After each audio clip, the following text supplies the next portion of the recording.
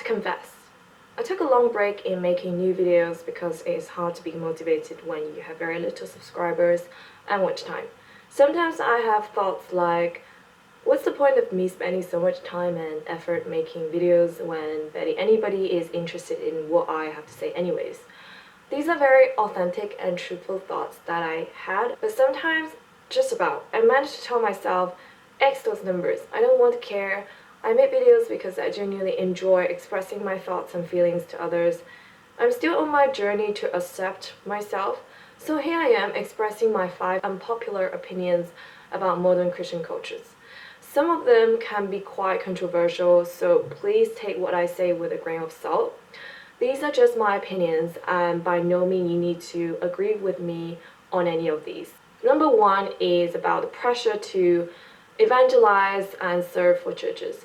If you have attended any mega churches, you know they are always hungry for people to serve, whether it is the welcome team, cafe team, filming team, or kids team, you name it. They're always looking for new people to come and give them free services.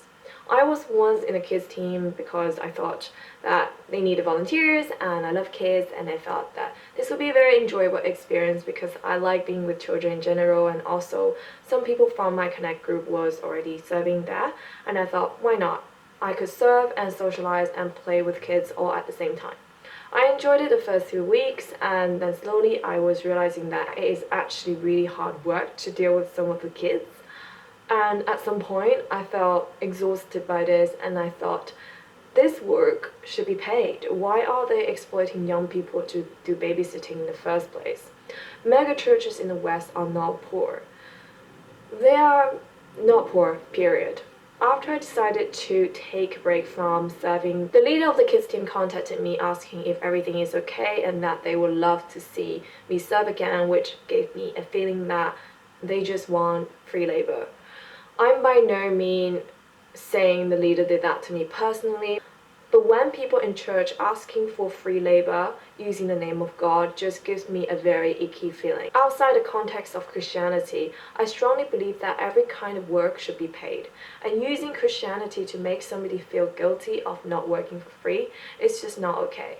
If people want to contribute their time and work, great, do it. If people decide not to do it, then leave them alone. You don't need to feel that you have to find an excuse to say why you cannot work for free anymore, and you don't need to try to persuade other people to volunteer just because you are volunteering. Some of you may not be aware of this, but most of these leaders who work for the mega churches are paid by the church to gather volunteers to work for them. They are paid, but you're not paid, which again shows that there is a hidden agenda behind their lovely and welcoming smiles. And the way they say that everything they're doing is for God's kingdom somehow does not convince me when this is literally their paid job. The same can go for evangelism. I think I briefly touched on this in my previous video about being a church nomad, but there is a culture that if you are evangelizing others, you have more fire in you about God, and that you are somehow the rescuer for humanity. Personally, I do not like anybody trying to convince me or pressure me into other kinds of beliefs that I am not familiar with, or just into any beliefs that I do not vibe with. So I cannot do this to other people. And I'm not saying don't talk about Christianity to other people. I think the best way to do it is when you live out your life as an example and other non-believers see it and are curious about your belief, then I think it is the perfect opportunity to tell your story and your belief in an honest and heartfelt way. Anybody who has studied psychotherapy would know about the drama triangle. Some people love to take on the rescuer role, to be the savior of other people's lives, to shake them out of misery, and to bring love upon humanity. I probably exaggerated a bit, but those are all very strong and powerful beliefs that some people may associate with when they are evangelizing. But taking on the rescue role does not make you a better Christian than others. It doesn't make you a hero. It is not about you when you're evangelizing. So if you're doing this because you like to play the rescue role, please go get some help. See a therapist. Of course, there are people who do it because they honestly feel called for it. That's excellent. But if you don't feel this aligns with your heart, please don't feel bad.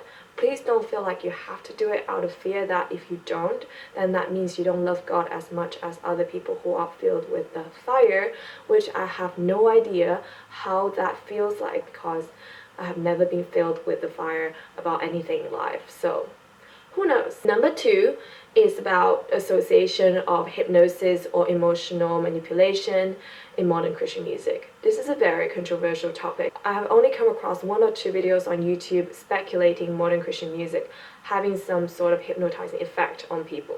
Mainly because a lot of modern Christian music has very repetitive lyrics and chords that can make people feel extremely emotional and relaxed at the same time. Now, before we dive deeper into the question of whether modern Christian music has any hypnotizing effect, let's have a look at what hypnosis is. So, according to OpenAI, hypnosis is a state of focused attention and altered awareness, often used in therapy that allows for increased relaxation and suggestibility. It involves a guided process where a person is led into a relaxed state using techniques like verbal repetition, imagery, and forcing attention. During this state, they are more receptive to suggestions from a therapist or themselves. So in a way, it is possible that worshiping with repetitive lyrics and melodies can help us to relax and potentially get into deeper level of focus and awareness, which may lead us into hypnotic states. Especially when you're really pouring yourself into worshiping God, immersing yourself in the moment with complete trust and opening yourself to the process, which I see nothing wrong about. But that really focused attention can potentially make whatever the pastors or leaders says more suggestible to our consciousness. When I do become suspicious is when they mix music and worship with the money talk, which I see as being quite a manipulative act. Because these music are with lyrics that can put people into very emotional and vulnerable state, which sometimes they're not able to make rational decisions about their finances and they could be easily exploited. Do I think the church is using these music to hypnotize people to becoming more receptive to whatever they are preaching at church? To be honest, I don't know.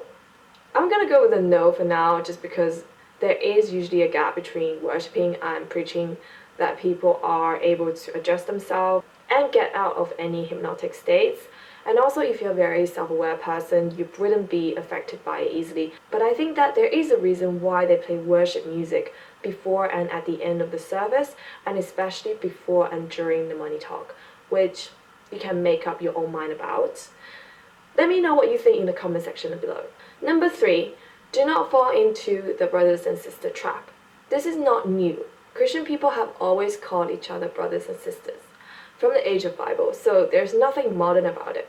However, I just like to highlight that just because they call you brothers and sisters does not mean they're really your brothers and sisters. I know most people know that, but when you're new to Christianity or you associate the word brothers and sisters with very intimate and close relationships, you could easily forget about that sometimes. One day somebody can be your brothers and sisters, and the other day they could be your enemies if you have a fallout with them, which can be very confusing and make you question everything. To be honest, sometimes it is hard to figure out who is really a Christian, who is not nowadays. So just be careful out there. See the person through their actions rather than their words is a very useful tip I tell myself. Also, isn't it a bit gross when you are dating your brothers and sisters? I know in the old time it is normal to have ancestral marriage, but we're not in that time anymore. Do not be naive if a Christian man is calling you his sister and try to be a very close friend to you, because 9 out of 10, those are predators. Number 4 is about purity culture. This one is quite commonly talked about actually, so I'm not going to spend too much time here. I was quite shocked when I first heard somebody describe sex before marriage, sexual immorality. I had no idea at the time what that term meant, and I thought the person saying that meant assault, but it was just consensual intercourse inside a monogamous relationship before marriage. I understand that perhaps it was immoral in the past, in the time of Bible, but now I would never describe it as immoral. If that is immoral, what about assault? What about affairs? What do you call that then? We're all humans and have made mistakes and have done things that we're not proud of in the past. Those moments will come to you when you truly have regretted and felt sorry for what you have done in your past. And I believe that the God I know is just, but also compassionate and full of mercy and forgiveness. If you truly repent in front of Him, then whatever happens is between you and God. No one else has the right to judge you and to shame you for some past experiences you can no longer change. Shame only creates more shame, and shame leads to more sin. Yes, we can warn and educate people about certain things, but at the end of the day, some things you will only learn and understand by experiencing it. And everybody has such different life journeys that it's just not for us to judge and condemn. Number 5 is about cultures that inhibits authenticity and true vulnerability. Have you ever been to a Christian group that they claim to be inclusive and that you are encouraged to open and share vulnerability to pray for each other, yet you don't feel comfortable doing that because from their eyes, their facial expression, they look very judgmental to some of the very personal things you have shared.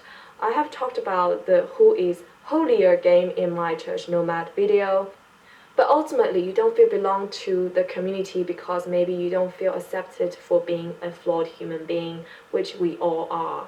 That actually inhibits true authenticity and vulnerability.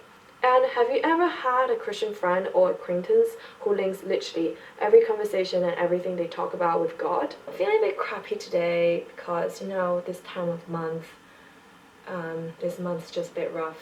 Oh, I feel so sorry for you. I know that God can definitely test us in some difficult situations, and I'll definitely be praying for you for God to deliver you from this period demon, which I think is really bothering you and making you feel like God is not with you right now, but I promise you He is. Actually, this happens to me every month. I don't think there is a period demon or anything alike.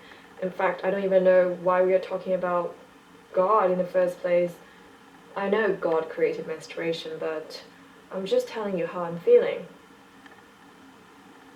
Don't you have period? Yes, I totally understand. Isn't it so good that God gives us the ability to discern?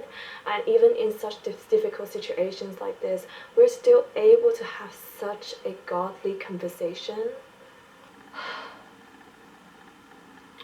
Sorry, I can't. Feel choked. Please, can you give me a break of this so-called godly conversation? Is this even real? Like, do people literally think and talk like that 24/7 in their lives? How is this sustainable? I wonder if they have a complete different persona or get into their real shell when they get home, or like, what do they do to take a break from this? It sounds exhausting to me, and it puts me off from hanging out with you because you make me feel like an alien on Earth.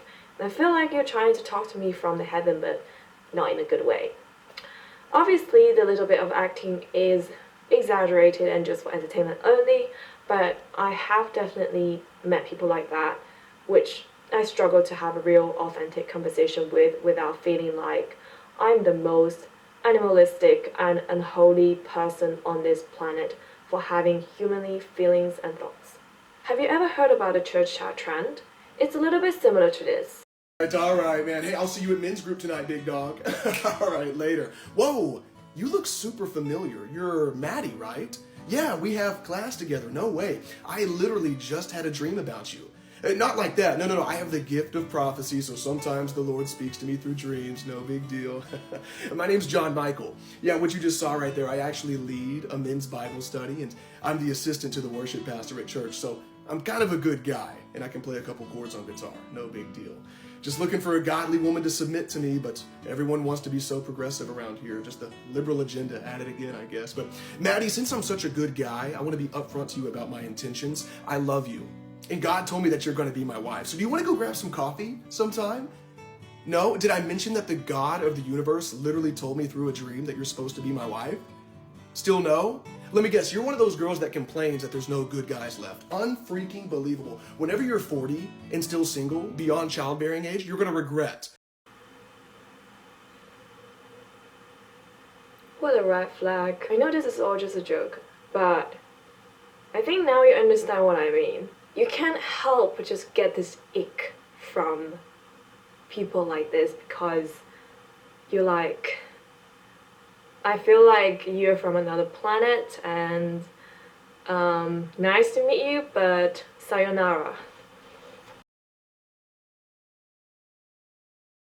The purpose of this video is not to shame on churches or modern Christian music. I think they're great in many different ways. I guess what I got out of this is just don't simply judge or trust a church based on how fancy the interior or exterior looks. Don't pick a church based on how much social life you could get out from it. Don't pick a church based on how much fun events or programs it's running. There are loads of good smaller churches that you may be reluctant to go to because it looks a bit more run down, is a bit smaller in terms of community, and doesn't have loads of funds to run courses and expand, but the messages they have may be more in-depth and nourishes your soul in a way that's more beneficial to you. Also, it is sometimes good to question yourself. What are you going to church for? Are you going to look for a social life? Are you going there because you are hoping to meet your significant other? Are you taking on the leadership role in church ministry because you like the power? Or are you doing what you're doing because it aligns with your soul? Nothing wrong with any of these reasons if you are aware of what you're doing, but covering your true intention using the name of God can be a bit deceitful. There is ultimately nothing wrong with you being honest with yourself in front of God. And that's it from me for this video. If you resonate with this video, please give it a like and I'll see you in the next one. Mwah!